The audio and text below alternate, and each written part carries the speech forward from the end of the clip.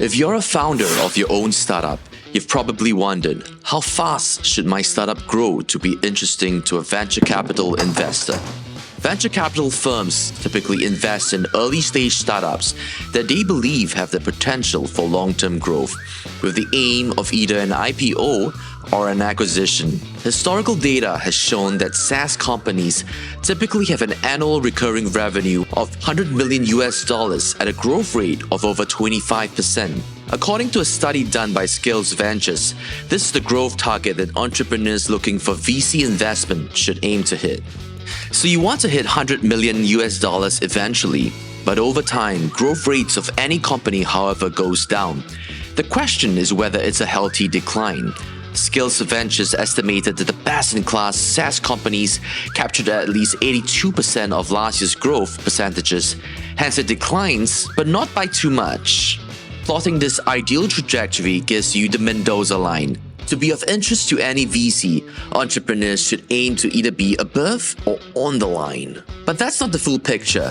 So beyond growth rate, is a company spending its sales and marketing dollars efficiently to gain new customers? The most commonly used metric of sales efficiency is the SaaS magic number method. It basically tells you, for every dollar spent on acquiring new customers with sales and marketing, how many dollars worth of revenue do we create for the company? The typical agreed industry benchmark is 0.75, above which the company is considered to be sales efficient. Here at Vertex, we call this the Mendoza Magic Duo.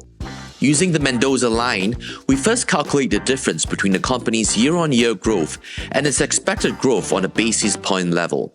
Next, we use the SaaS magic number method to determine the company's go-to-market effectiveness.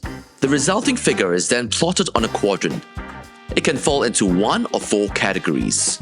The first category is IPO bound, indicating that a company is outperforming on both the Mendoza line model and the SaaS magic number. In the next group, companies surpass the benchmark for the Mendoza line model. But the problem is that they're spending a lot more on sales and marketing and not reaping as much in revenue. They're probably getting quite a bit of funding to spend that money, hence we call this group VC subsidized growth. The third group, they seem to be getting a good return on their sales and marketing spend, but overall growth is low. We call this group all stick and no sizzle. They can afford to increase the heat. The final category is figuring it out.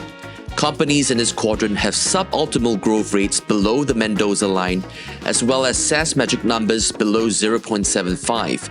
Companies in this category typically have a hard time raising capital in funding rounds and will need to make significant improvements to their operations. The Mendoza Magic Model provides a good framework of future performance that investors rely on when evaluating whether or not to fund a startup.